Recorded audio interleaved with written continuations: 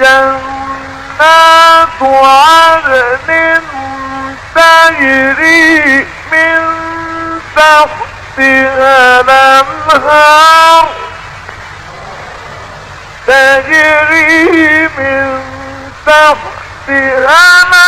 الأنهار خالدين فيها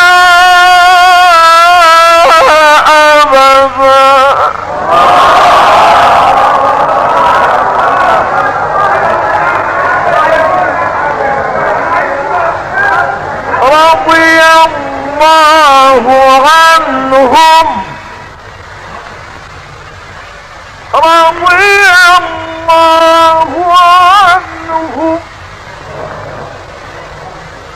رضي الله عنهم ورضوا عنه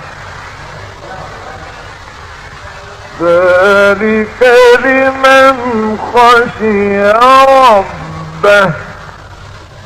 صدق الله العظيم.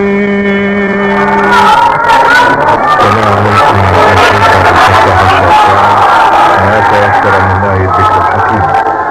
وبهذه التلاوة أيها السادة تنتهي احتفالنا باستقبال شهر ربيع الثاني قدمناه لكم من مسجد الإمام الشافعي بالقاهرة.